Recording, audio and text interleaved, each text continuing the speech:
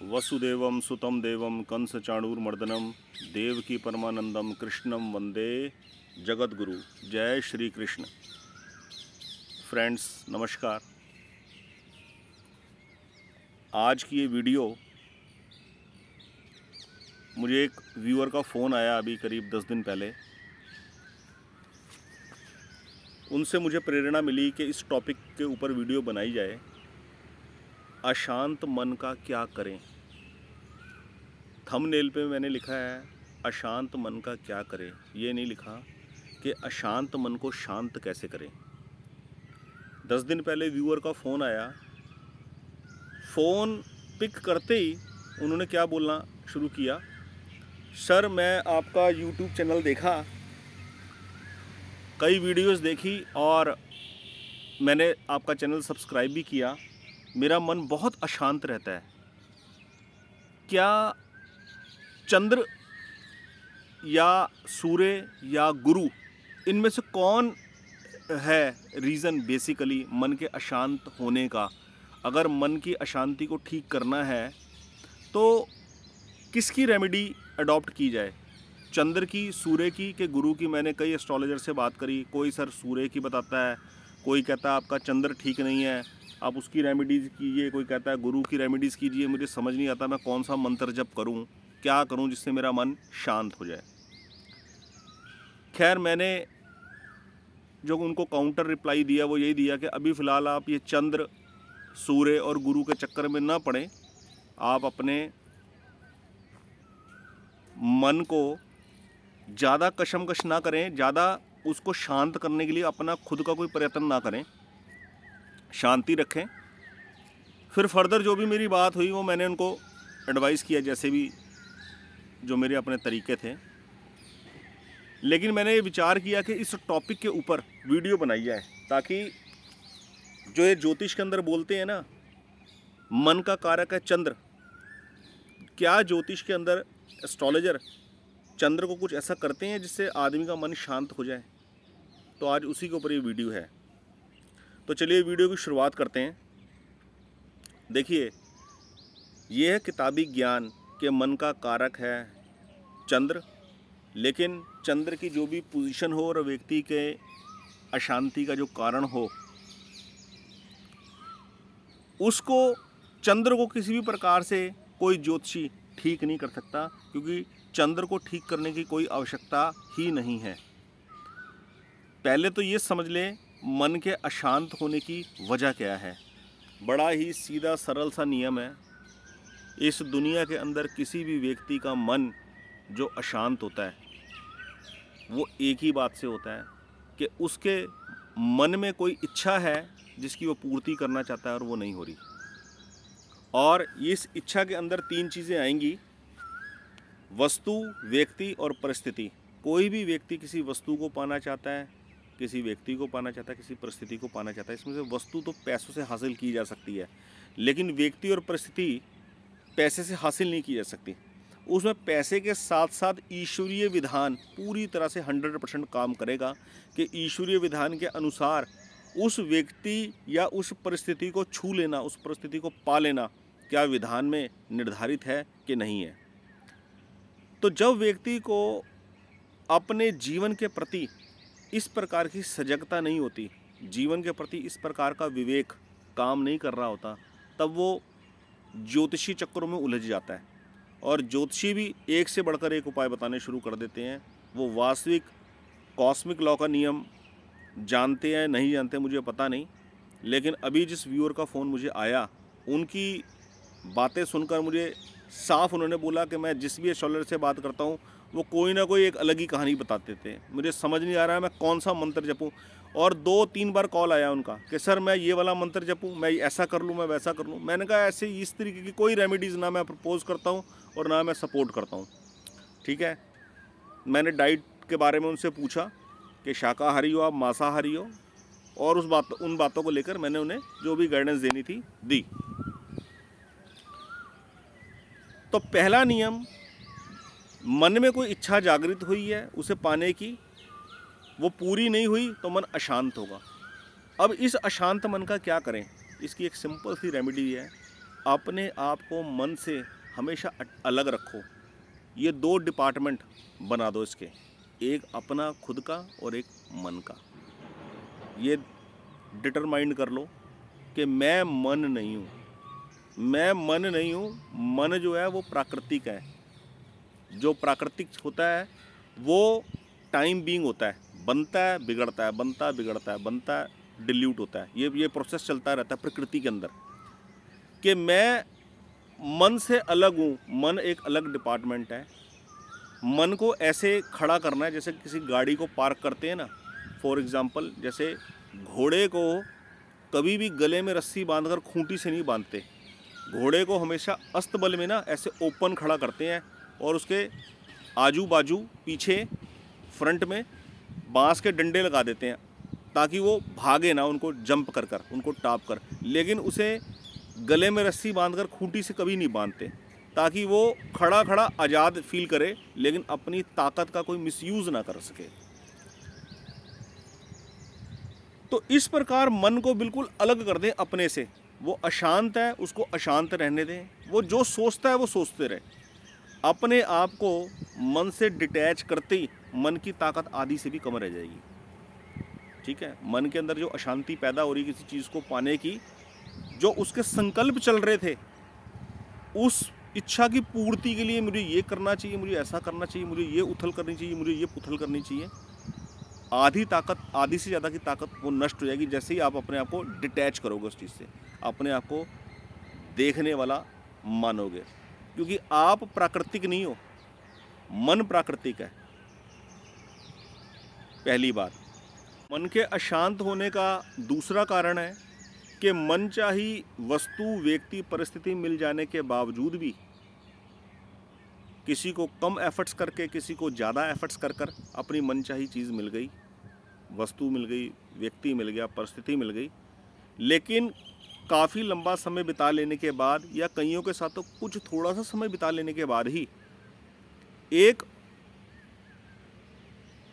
Boringness हो जाती है लाइफ के अंदर, तो मन अशांत हो जाता है। जैसे कोई व्यक्ति, जब तक विवाह नहीं हो रहा था मन बड़ा अशांत था, चाहता था मैं वेल सेटल हूँ, पैसे की भी कोई कमी नहीं है, सब जीवन की सुख सुविधाएं हैं, मुझे कोई अच्छा सुंदर समझदार लाइफ पार्टनर मिल जाए।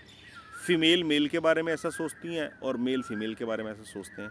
मिल गए, अब मिलने के बाद कुछ समय साथ रहे, सुख भोग किया जीवन का, अब एक ऊब पैदा हो गई है, एक बोरिंगनेस लाइफ के अंदर पैदा हो गई है, और अब मन उतना खुश नहीं होता जितना पहले खुश रहा करता था।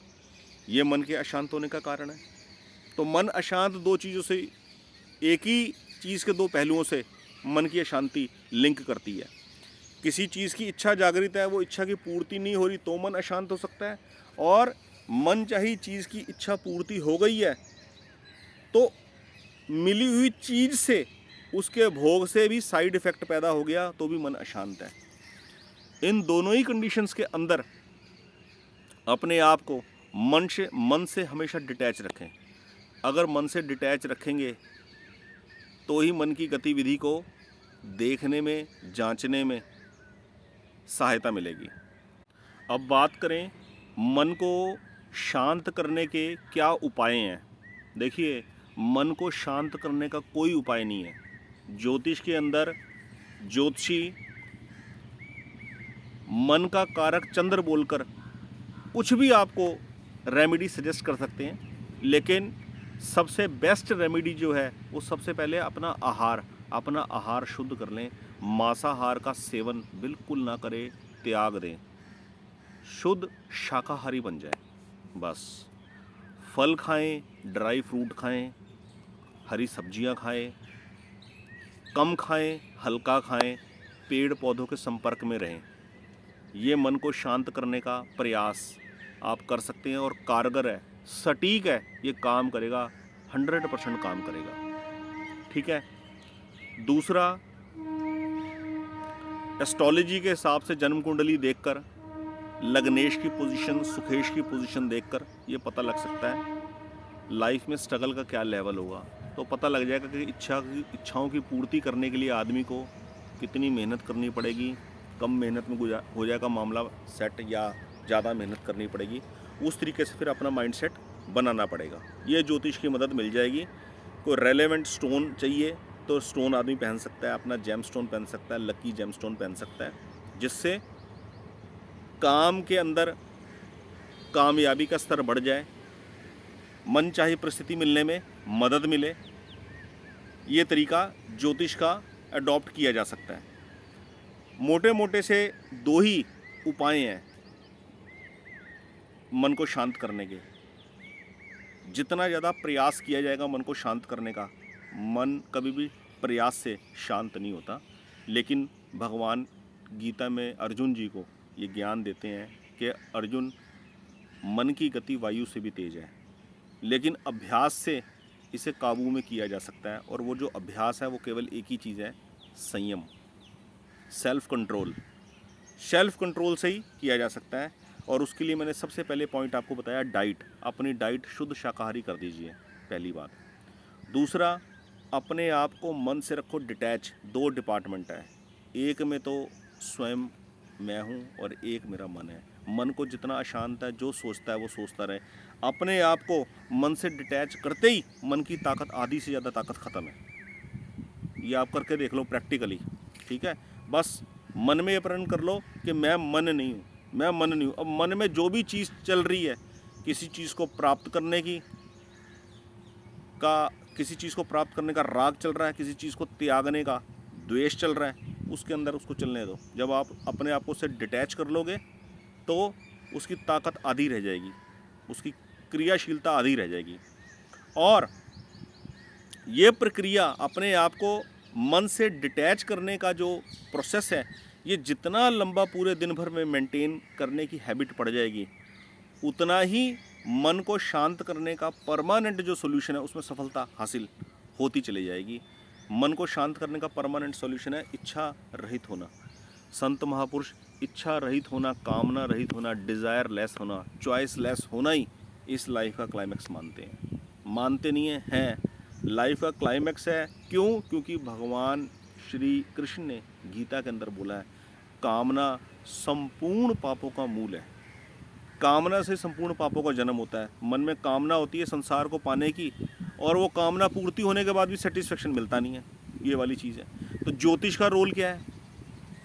ज्योतिष के चैनल के ऊपर हम ये आध्यात्मिक चर्चा जो कर रहे हैं, ज्योतिष का और स्पिरिचुअलिटी का कॉम्बिनेशन क्या है? कॉम्बिनेशन ये है कि किसी भी चीज़ की जब तक प्राप्ति नहीं होती, उसकी त्याग करने की भावना पैदा नहीं होती। इसलिए ज्योतिष में अपनी एस्ट्रोलॉजी, हॉरोस्कोप के हिसाब से जो मदद हमें मिल सकती है अपने जीवन में बूस्टअप होने की, वो मदद हम ले लें।